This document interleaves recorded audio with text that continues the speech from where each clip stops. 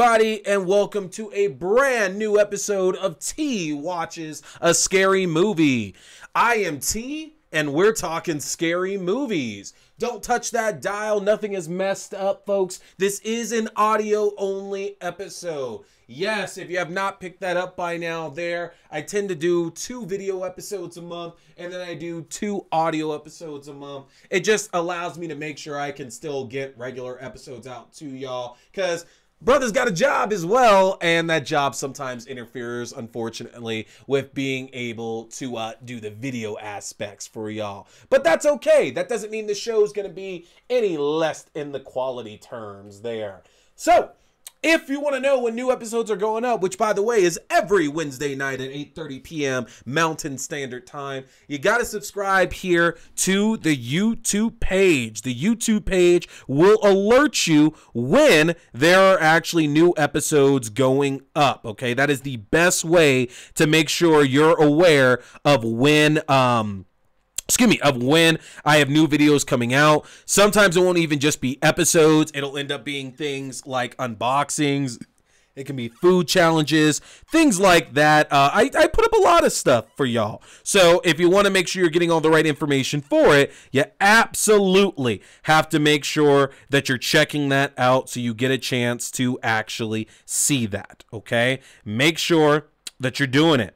And that link, just because obviously I know this is audio only and I'm not putting any video up, that's youtube.com/C/Theron Reynolds Scary Movie. Again, youtube.com/C/Theron Reynolds Scary Movie. And don't forget, we still do our watch parties. We typically have a movie watch party right after the new episode goes up. Usually it's either a movie that we talked about in the episode or it's themed around that. For example, we are going to be watching Hard Candy after this episode, okay? So if you want to check out Hard Candy, which is available for free or included with your Amazon Prime Video membership, you can tune in with us after this episode goes up. It's going to be about 9:10, 9:15 or so. So, if you want to know when our watch parties are happening, you got to subscribe to the Facebook page for the group. Our Facebook page will let you know when we are doing our watch parties, as well as the link to that as well, because I always do post that link for y'all just so it's easier for you to track that down and access that, okay? Don't want y'all to have to spend too much time trying to search for that information, okay? It's dumb. You shouldn't have to do it at all. I just want to make that easy for you so y'all aren't just out there searching for everything, okay? So make sure you are also looking up our Facebook page, which is facebook.com/groups/T Scary Movie. Again, that's facebook.com/groups/T Scary Movie. So, what are we talking about tonight? I had to think about what I actually wanted to go back and watch and review. And in the last couple of weeks, like basically since it came out, but now since the Golden Globes and moving into Oscar season as well, because the Oscars are obviously a bit delayed compared to their normal time frame, which is usually, I believe, February due to COVID. So they're going to be happening in April. And one movie that's actually getting a lot of good buzz about it here is Promising Young Woman. Yes, Promising Young Woman it came out of nowhere, kind of. Like, I remember seeing the trailer for it last year. Honestly, earlier on before the shutdown, and I was like, oh damn, okay, this looks really, really good. It looks like a scary movie about this woman who's been wronged by a man, or maybe a group of men, or maybe she's just tired of men in general and their misogynistic and somewhat predatory ways, and decides that she's going to return the favor that's due back to an endless amount of women over and over and over. And she's going to hunt these guys down and teach them a lesson for being the predators that they are. And I got a chance to watch it recently. And oh man, is it good. It is absolutely incredible. It's fun. It's completely different from what I actually expected the movie to be, which says a lot because the trailer was pretty hardcore trying to push where this movie was going to go. So I'm fairly and pleasantly surprised by what actually happened with the film.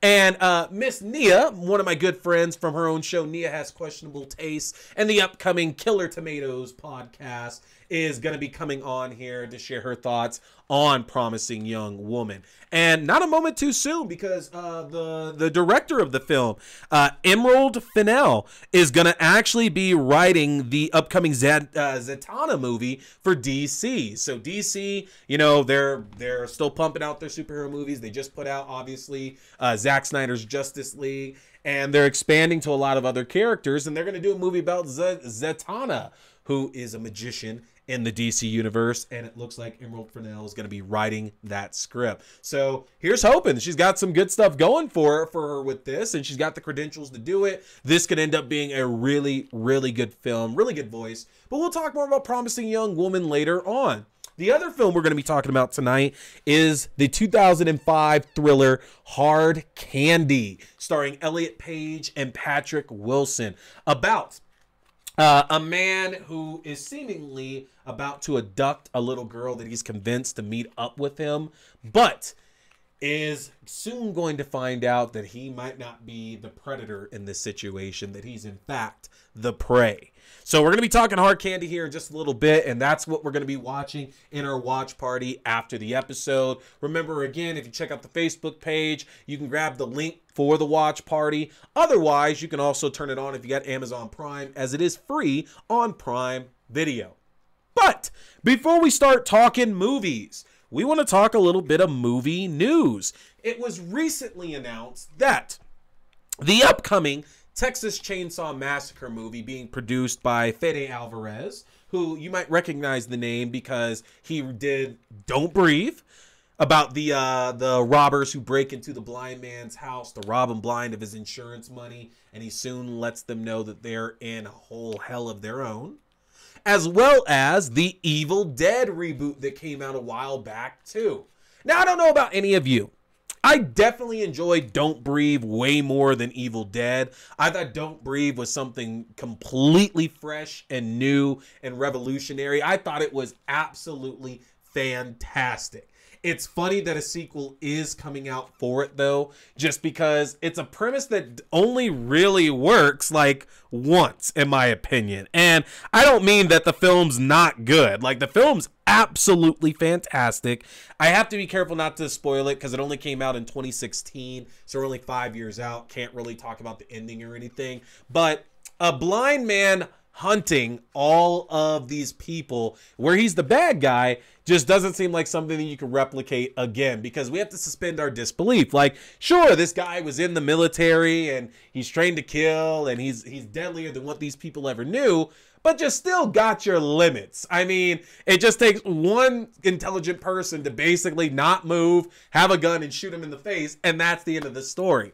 And I remember, again, I'm trying not to spoil any of it, but I remember seeing the film and the ending and thinking, man, this would be hilarious if this blind man just showed up right here.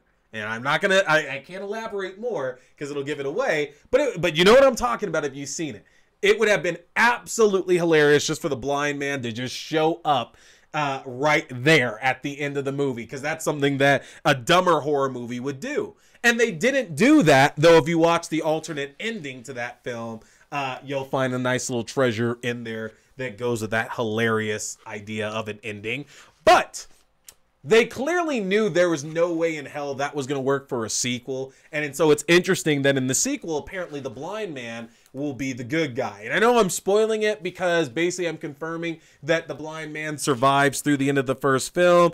And unfortunately, I can't really mention Don't Breathe 2 without giving that up. So there you go. But back to the initial story, there is that there is a Texas Chainsaw Massacre sequel that is coming out. It's expected to be out later this year, but I'm sure that'll end up being early 2022. I'm honestly expecting January, as January is a good dumping place for big horror films, and it only has to compete against Scream, so it could have a chance to actually do good in the box office. But what is interesting is that it was confirmed that this film would end up being a direct sequel to the original Texas Chainsaw Massacre. And not only would it feature an older Leatherface, because we are doing a time jump, we're not just going right back to the late 60s, early 70s. Not only would it feature an old Leatherface, but our heroine from the first film, Sally Hardesty, it would also be coming back as an older version too. And it's really interesting that that's the route that they're choosing to go with this, honestly.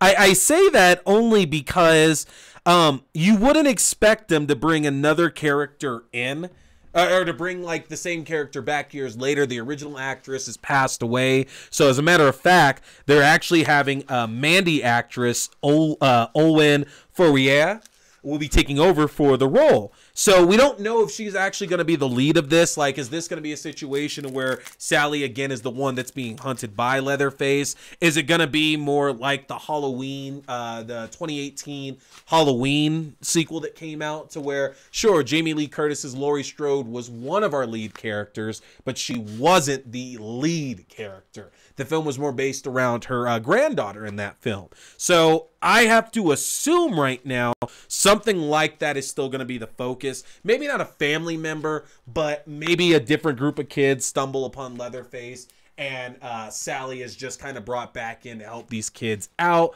Could be something like that. It could be something like she just lives close by and has just been keeping an eye over Leatherface's residence to make sure nobody stumbles over there. Who knows? We'll find out. But it is interesting to make another direct sequel. I've talked about this before, to where I don't know where I land on that when it comes to making a new movie that just cancels out all these other movies that was made. For example, with Halloween. I love Halloween 4. Halloween 4, without question, is, in my opinion, the best Michael Myers movie that's out there. I think that I think that the character of Jamie Lloyd, I love her, and there's nothing at all wrong with Jamie Lee Curtis's Laurie Strode, but I absolutely feel that Jamie Lloyd, Michael's niece, was a much better protagonist. The danger felt way more heightened with her being the one being chased around versus Laurie, who has a better chance of fighting Michael Myers off. I mean, not well, but she at least has a chance. And it did suck to get Halloween 2018 to come out. It's a great film. I absolutely enjoyed watching it. But knowing that everything from Halloween 2 on is now no longer canon, okay? None of it is canon. And more so for those folks that love Halloween H2O. I was never a big fan of H2O as a whole. I thought, again, crossing out the storyline with Jamie sucked. There was a way to make all of this work together. And then it's just a very like tame film compared to all the other movies in the series. But I feel it kind of sucks that even that doesn't get to be a part of this series anymore. It's literally Halloween 1 and Halloween 2018, and that's it. Still a great movie, but it sucks to take those films out. And Texas Chainsaw Massacre isn't a stranger to doing that, because they have one of the most messed up continuities in a horror series that's out there. I mean, 1 connects to 2, 1 connects to 3, 1 connects to 4, which is known as the Next Generation. Then you have the reboot. The reboot has a prequel. Then they made another completely separate prequel, which we have to say would connect to the first movie. So technically, it's the prequel, the first movie, and the second one, the prequel, the first movie, and the third one, the prequel, the first movie, and the fourth movie. So there's so many different timelines and continuities out there for this series that it's just an interesting choice, but I get it, because you probably don't want to do just another straight up reboot that has to take time to reintroduce the characters to Leatherface, or excuse me, reintroduce the audience to Leatherface. Like, I get it. As a filmmaker, you likely don't want to deal with that again. You'd rather just leave that on the floor and start anew. But you also won't have to pick up all the dangling threads that have been left by a bunch of other directors in the last 30 to 40 years too. So from that, it makes a lot of sense.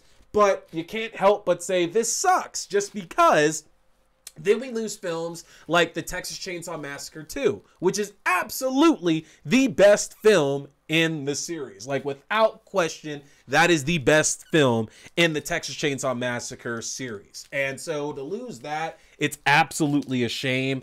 I want story details. There really haven't been any story details released on this. We don't know what's going to be happening in this movie. And I have a feeling we're going to start hearing more about it in the summer. Maybe we'll even get a trailer sometime in the next couple months as well, too. But they got to start releasing details, because the release strategy for Leatherface, which is the prequel that just came out in the last few years, was abysmal. There wasn't really a lot of advertisements for it.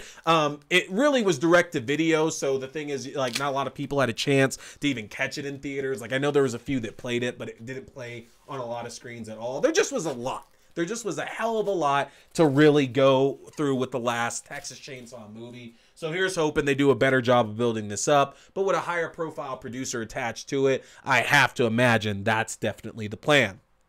But who cares what I think? I want to know what y'all think.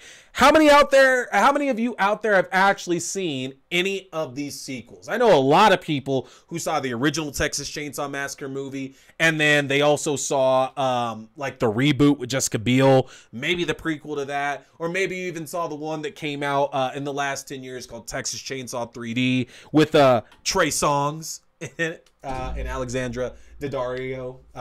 That wasn't bad. I actually did enjoy that one as well too. But those movies, they're very much like you gotta love all of them or you gotta hate all of them. There isn't any in between with that now. But tell me, which of those sequels did you like? Is there a certain timeline that you're out there following? Are you like a big reboot and prequel person? Do you like the old movies more? I want to hear it. Put it in the comments section. Anybody that comments on this episode is going to be entered in a drawing to win a copy of the 2-disc special edition of Event Horizon on DVD. As y'all would have saw from my Facebook page, I just got my Scream Factory release of Event Horizon, so I'm getting rid of the DVD. It has the exact same special features on the DVD that the Blu-ray has. It just doesn't have the new 4K rendition that they put out. So, good little prize. All you have to do is comment on this episode, and you're entered for a chance to win that copy of the movie and the limited edition Scream Factory poster too. So, let me know about Texas Chainsaw Massacre. But now let's get into talking some movies. We are going to start by talking about Hard Candy. It's interesting watching Hard Candy after you know the twist. And keep in mind, folks, this movie came out in 2005. We are going full spoiler territory. So if you're watching it after this episode and you don't want to be spoiled, if you're watching it with us, you need to tune out now, okay? Because otherwise, you're going to hear the twist if you don't already know. But the trailer does give it away, though, too.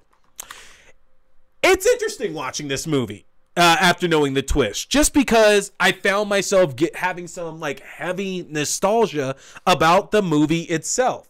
Like I said, this came out in 2005. In 2005, I was graduating from high school in May. I was starting a job at Circuit City a few weeks later, and it was my first real job. Like I had worked a couple of jobs before, but this is my first like kind of adult job where I was making an actual paycheck and being able to buy all this shit that I wanted. And of course, me being me, if you know me, all of that money went right back into movies, video games, things like that, okay? And one of the things that I ended up picking up at some point was this movie Hard Candy. I had heard a lot about it online, about this just being like, it's an absolute just thriller. It's going to hold the tension the entire way through. The twists in it are just like, they're big and they're fantastic. Just that it's a really, really great film. And it made me think back to, I bought the movie from Circuit City when I was working there. I would have bought like the huge 5-pound bag of gummy bears from like a local King Soopers or something. Maybe some Red Vine, some Mr. Pibb. And I would stay up late. And any new movie that I bought, I would end up staying up late and watching it over and over and over. Because my DVD player had this great thing to where you could just set it to repeat the entire film. So I'd watch it once for enjoyment, play some video games, and then, you know, around 2 in the morning when I was done playing video games, I put the movie back on, and it would stay on repeat until I woke up in the morning, basically. And it just gave me some great nostalgic feelings. But for the movie itself here, Patrick Wilson plays Jeff. He's sweet, he's smooth, he's so devilishly handsome, but he's also a predator. And he's meeting with Elliot Page's Haley in what is clearly a case of a child predator putting his prey in a trap, a well thought out trap. And as we're watching it, and he convinces Haley to come back to his place with her to listen to this new album he has, maybe take some photos and everything too.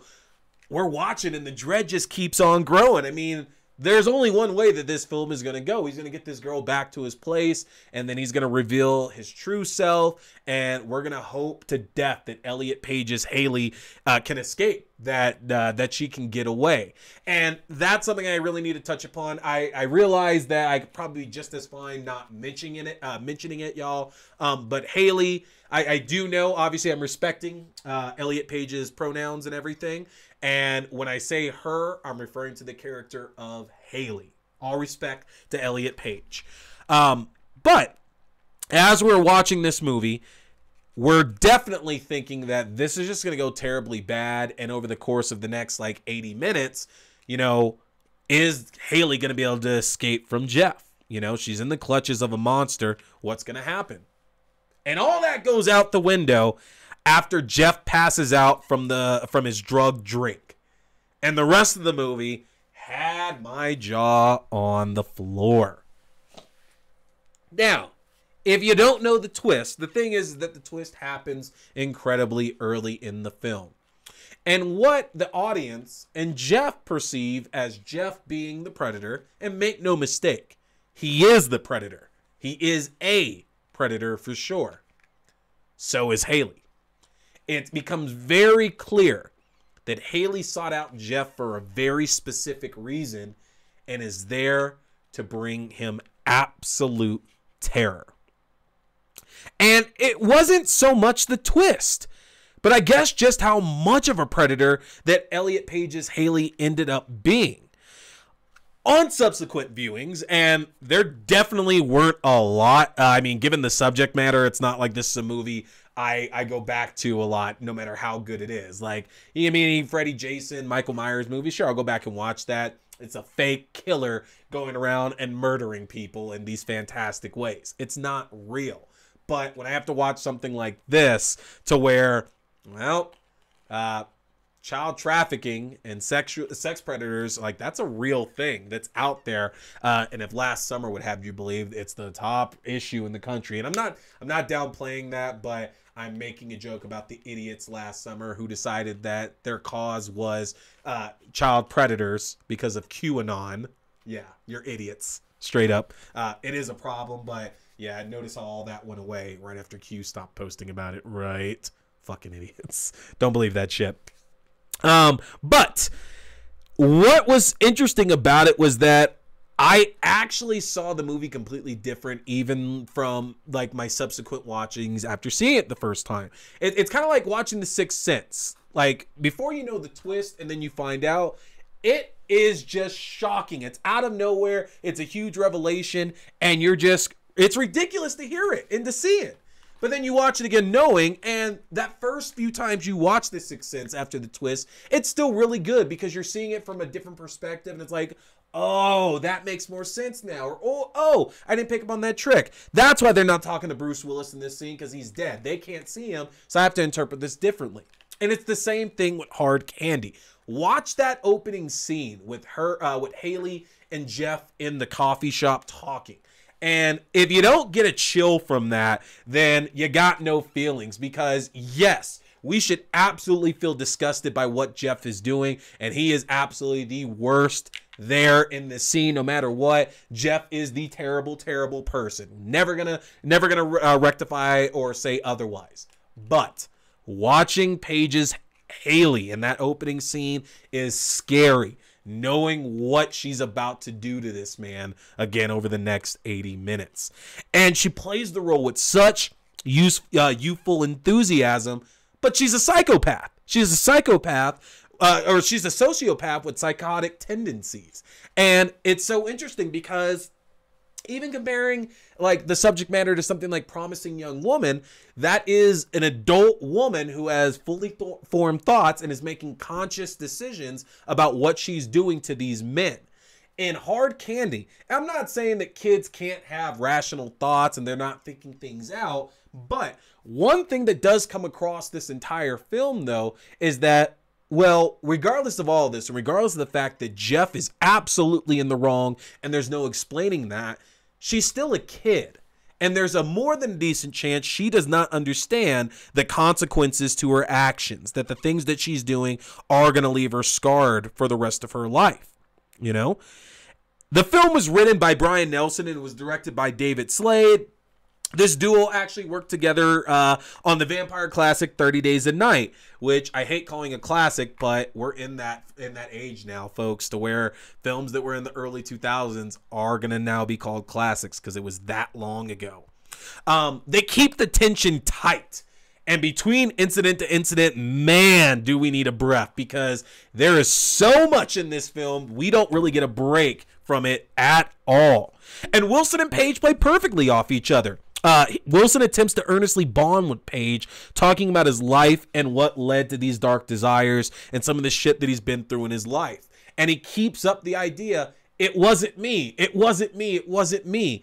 And that speaks to his acting, because we do think that he might not have done what he's being accused of. We don't necessarily believe Elliot Page throughout this film because we need proof. And furthermore than that, we need more proof. And that's not because we don't want to believe it. Again, it's because Patrick Wilson is such a great actor that we're not quick to just suddenly jump on Haley's bandwagon here and say Jeff is a predator, even though he is. All right.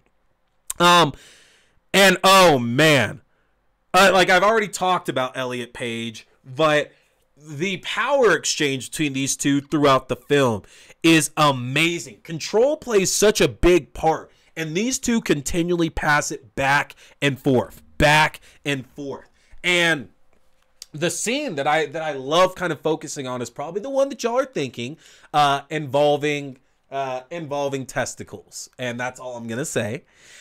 And it's interesting because you'll watch the film and Patrick Wilson's just explaining this story. And who knows? Who knows? Because we don't get a lot of background here. Who knows if this story is true? It could be. He speaks with all the right emotions in place, but he's also who he is. So it could just be a load of bullshit and not actually have any effect on things at all. But he tells Elliot Page this story.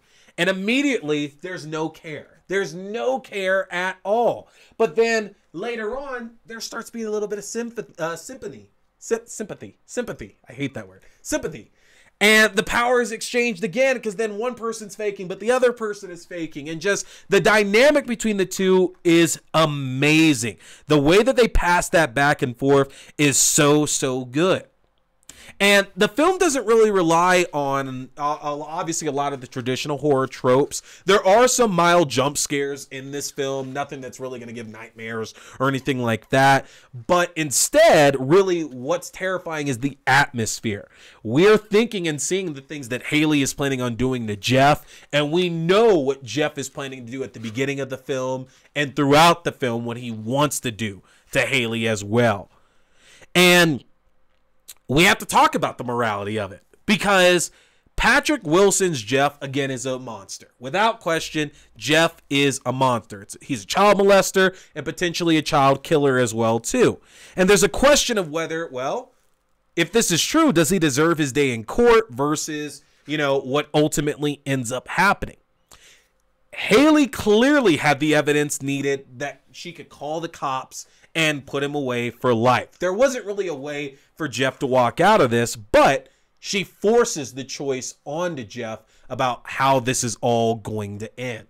And a question of morality does come up. What makes more sense? I mean, you see it even in stories today when we hear about child predators. Like, don't give them jail time, shoot them in the nuts. Oh, don't give them jail time, kill them.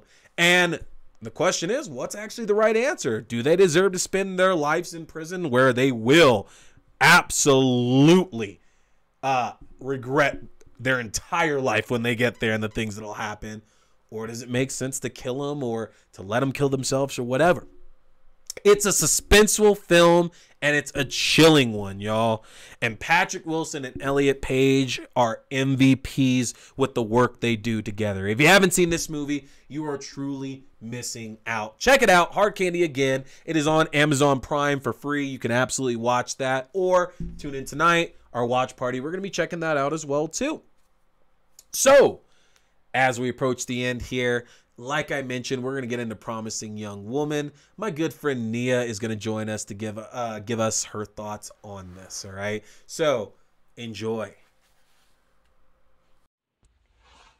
Hi, this is Nia Travers of Nia Has Questionable Taste, and thanks so much, T, for letting me come onto your show again and give a review of Promising Young Woman, which is a movie that I felt was just so amazing, and thanks. Here's my review. Promising Young Woman is a romantic thriller revenge movie written and directed by Emerald Fennell in her feature directorial debut. It was produced by Margot Robbie, Josie McNamara, Tom Ackerley, Ben Browning, Ashley Fox, and also the director Emerald Fennell. The movie stars Carey Mulligan, Bo Burnham, Alison Brie, Clancy Brown, Jennifer Coolidge, Laverne Cox, and Connie Britton. It was released at Sundance in January 25th of 2020, and it didn't have its theatrical release until almost a full year later in December 25th of 2020. It is now available to purchase via video on-demand services or physical copy. The film is so good, it has been nominated for 5 nominations at the Academy Awards, including Best Picture, Best Director, and Best Actress. In Promising Young Woman, Carey Mulligan stars as Cassie Thomas, a highly intelligent, calculating, beautiful woman who years ago dropped out of medical school to live with her parents. Her days are spent working at a coffee shop with her friend Gail, and her nights are spent going out to bars and acting like she is too wasted to stand while waiting for some nice guy to inevitably come and save her. If the sweet allure of what Cassie potentially does to her would-be saviors doesn't entice you, perhaps the fact that this film offers a fresh gamut of emotions and a unique take on the revenge thriller concept might. Where Hard Candy, I Spit on Your Grave, and Gone Girl first led us into the concept of a movie based off of female revenge, Promising Young Woman offers us a new insight into the concept of past trauma and how it could affect someone years later. The movie cajoles us into empathizing with our main character, and Emerald Fennell's cameraman gives us many shots laden with girlish pink and boyish blue hues, which lend a nice touch of saccharine malice to the whole affair. The camera work should also be applauded because the male gaze has been cunningly reversed, such that shots that appear to dehumanize Cassie leave us, the viewer, feeling super unsettled.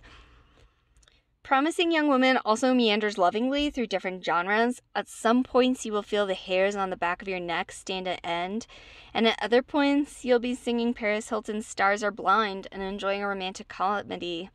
This is the strength of the movie. It makes you more empathetic to the Cassie and all the emotions that she too is feeling as she goes from astonishing rage to loving girlfriend back to cold, destroying anger. In the end, I feel like the movie wasn't written as a morality tale, but rather merely to garner discussion. And Emerald Fennell has been quoted as saying that as well. She would like us to ask ourselves what we might be complicit in. And the movie ends up leaving us feeling wholly bereft and wanting more. There's a lot of aspects in this movie that you'll want answered, such as what does a red pen, a blue pen, a black pen mean? Why is she journaling numbers and names? What is her entire journal about? And it ultimately leaves you asking a lot of questions. Please do yourself a favor and watch this movie. It's smart, it's funny, it's sweet.